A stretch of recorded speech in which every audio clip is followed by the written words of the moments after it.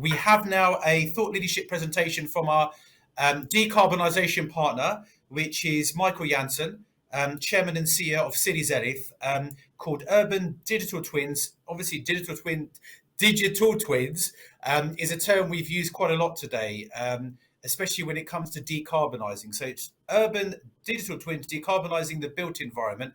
So over to you, Michael.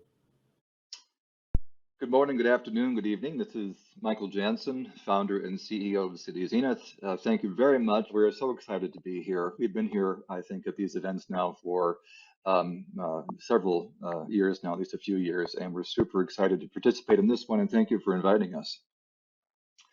So I was asked to talk today about urban digital twins, what those are, and how urban digital twins are kind of leading the charge for energy transition at scale, especially in the built environment. So urban digital twins are digital representations of the physical built environment in our cities, including transport networks, buildings, and infrastructure, and they're connected to the data in and around them.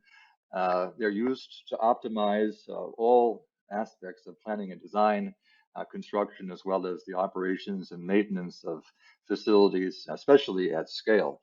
So we have a number of projects running currently around the world as part of an initiative that we launched called Clean Cities, Clean Future.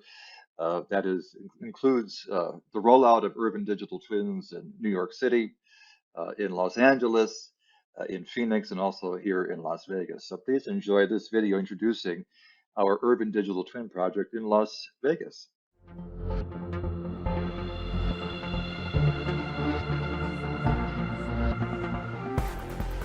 39% of global carbon emissions come from the buildings in our cities. Currently, less than 2% of America's 6 million office buildings are green. What if we could help buildings, infrastructure, and cities reach net zero faster, without risk, and at a fraction of the cost? At Cityzenith, that's what we do. Our Smart World platform leverages cutting-edge AI to automate the complex decarbonization process.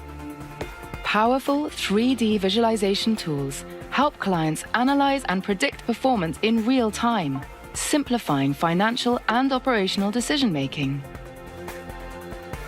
Thanks to our partnership with the City of Las Vegas, our Las Vegas digital twin features an unprecedented level of real-time sustainability data.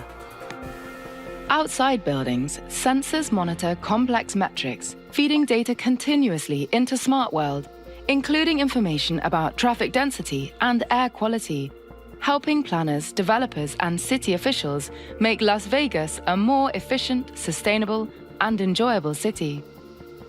Inside buildings, Smart World OS allows users to optimize their operational and energy systems, ensuring occupants enjoy a high-quality environment. Cityzenith's new Smart World OS Net Zero module continuously monitors clients' energy consumption, tenant behavior, and renewables performance, making it simple to purchase high-quality, verified carbon offsets to ensure properties maintain net zero compliance, providing the only true end-to-end net zero solution for building owners today. Cityzenith. We pledge to make the built environment a cleaner, safer, more efficient place for all. Join us. So urban digital twins are uniquely powerful in that they have been assessed to help reduce operating costs by an average 35%. This is from an E&Y report on the subject. Boosting productivity of at least 20%, but sometimes as much as 80%, depending upon the function that's being addressed.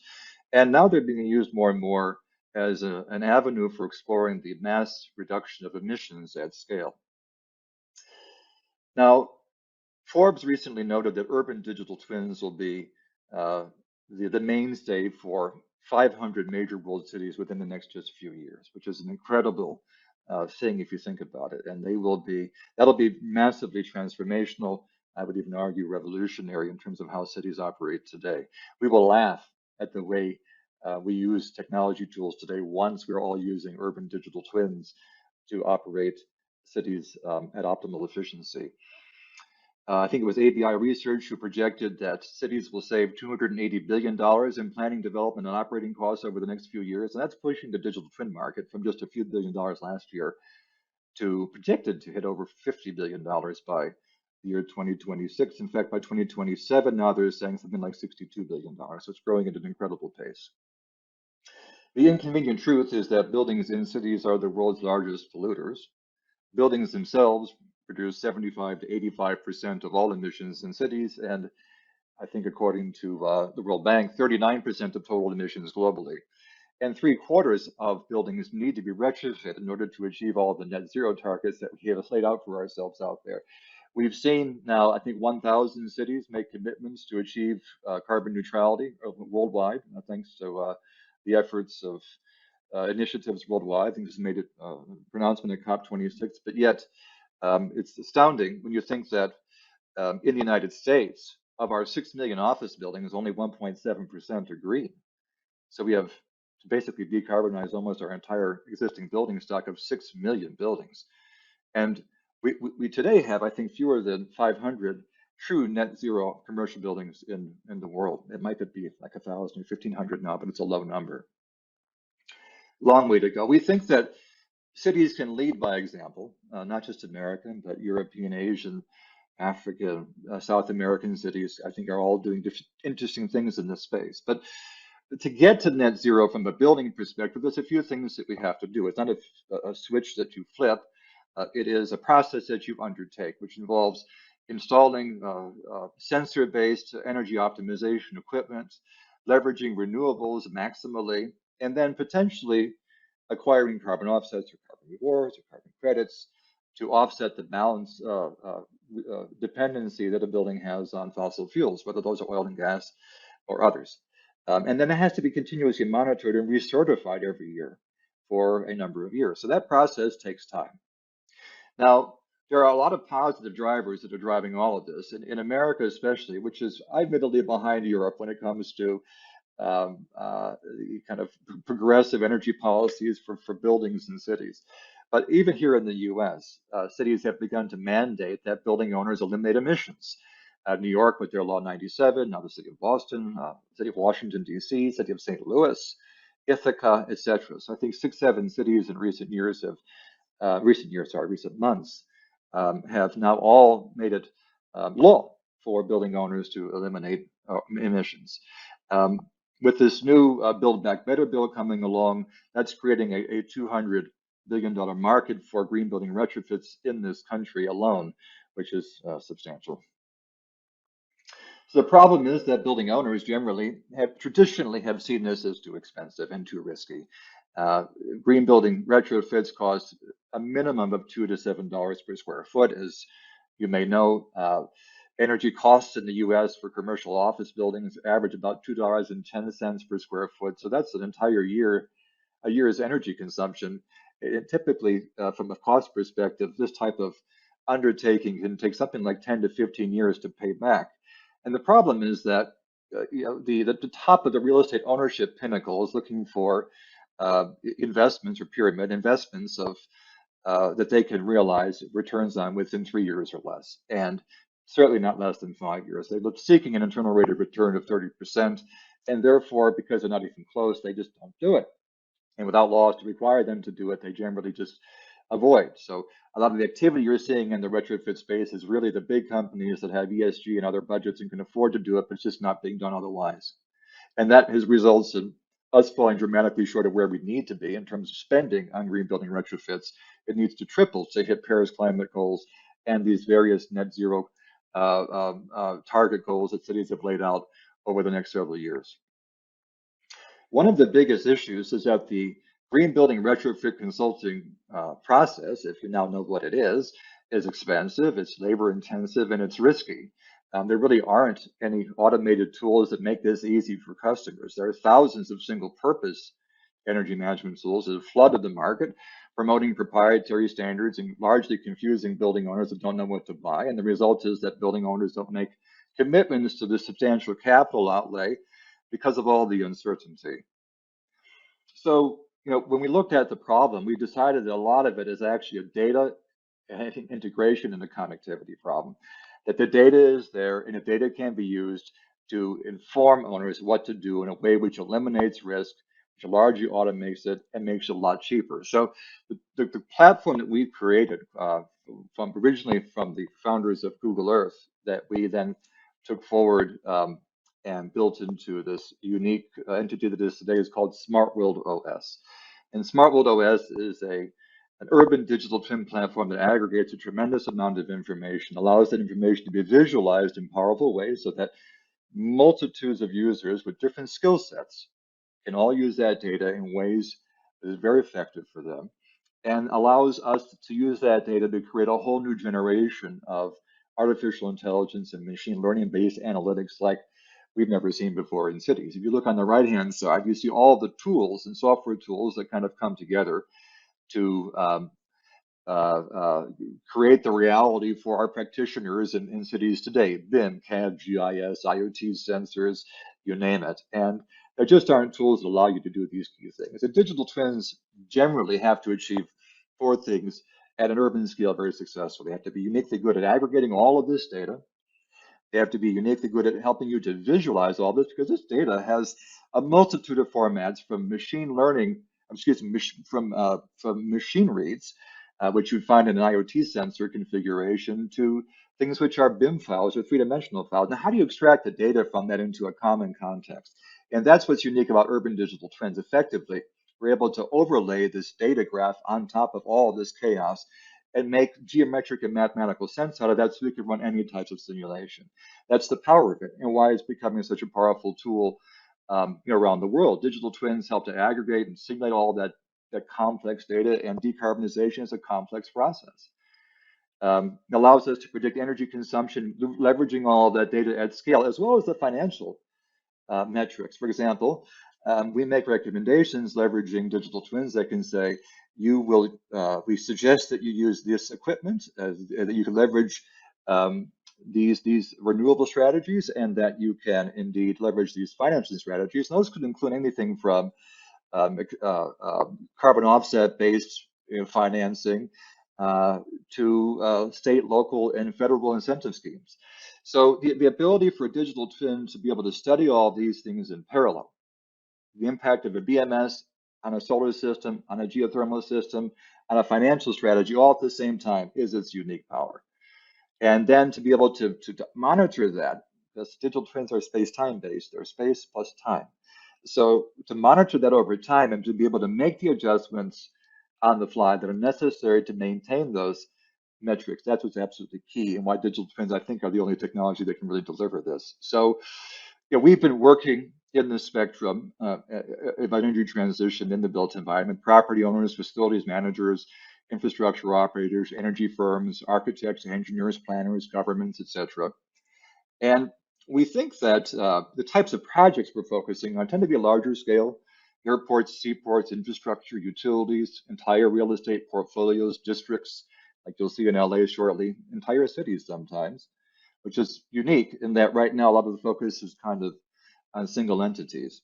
And by developing a tool that was the most advanced of its kind, very flexible and scalable, able to go pan life cycle operationally from design through management, and then build a community around that. We recently joined the World Economic Forum's Net Zero Carbon Cities group to help implement this initiative in cities around the world, which we're very proud of. We do all kinds of things. We do large-scale projects, like I mentioned. We have partnerships with large-scale companies like energy providers, is I think our favorite these days.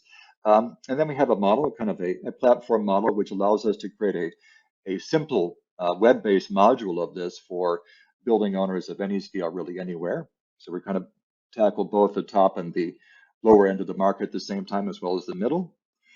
And we've done a bunch of things. Right now, we're working in Las Vegas on a project. We're working in Phoenix, and that's with Amazon. We'll be hearing a lot about that soon, because we'll be making the first announcements. All these projects are focused on using the geospatial element of our product to identify the decarbonization opportunities using data, and then leveraging the desktop client-based element of our product to drill down and find solutions for individual owners.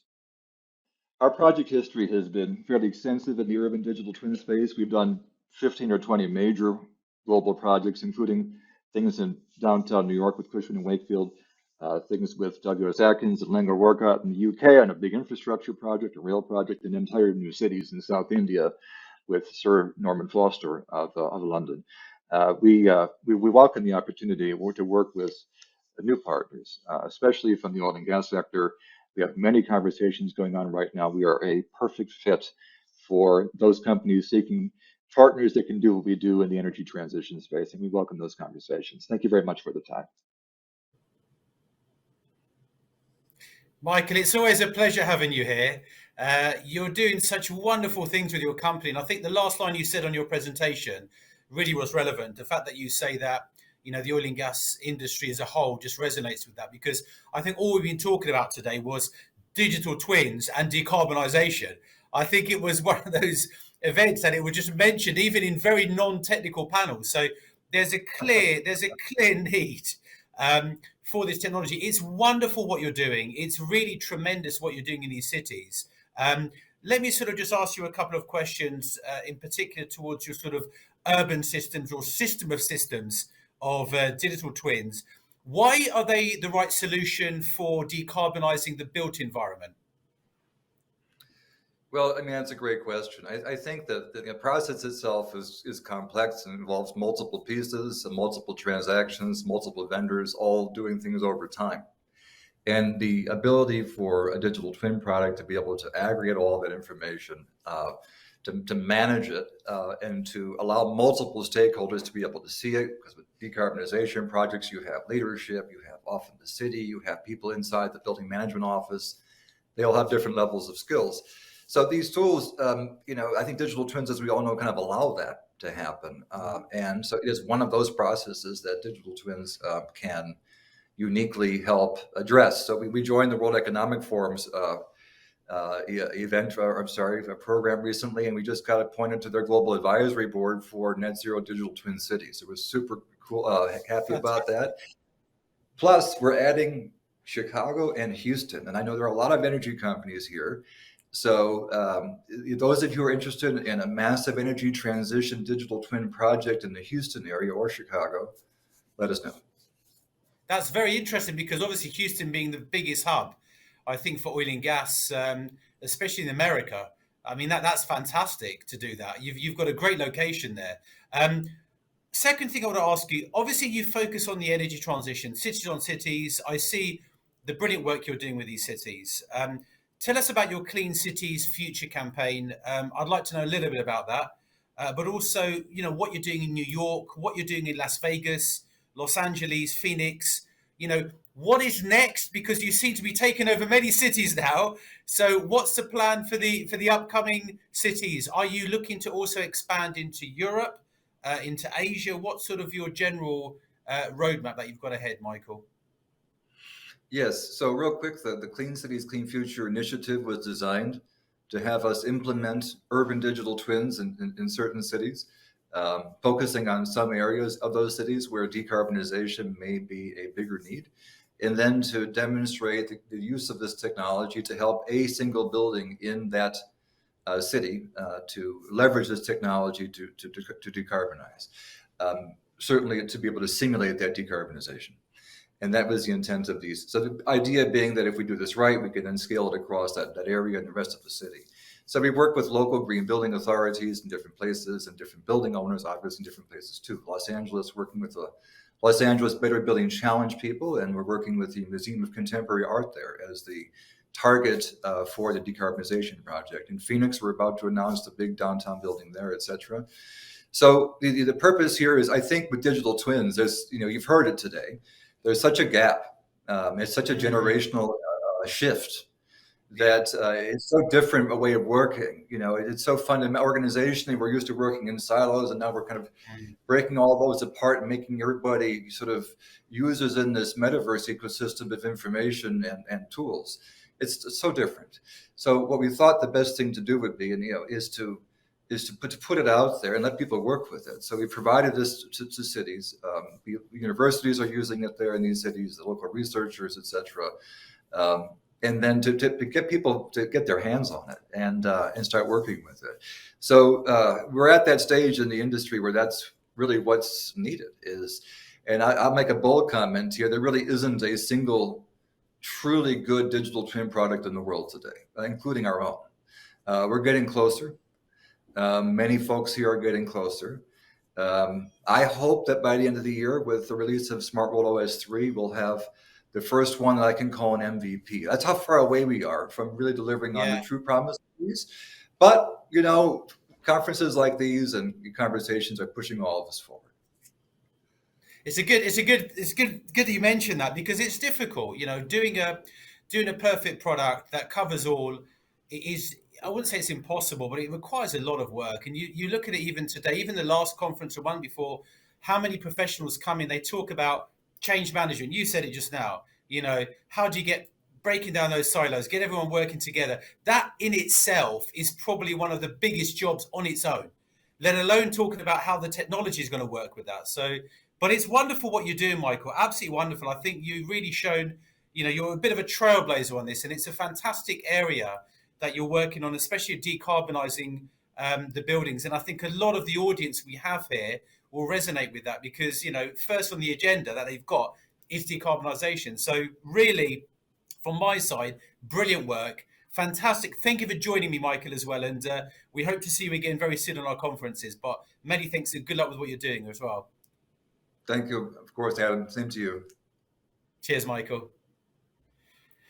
Fantastic work. I mean, it's really wonderful what Cityzenith are doing with these buildings, and it's quite horrific when you actually think about how much emissions buildings are actually giving across the world. So really good cause, excellent product.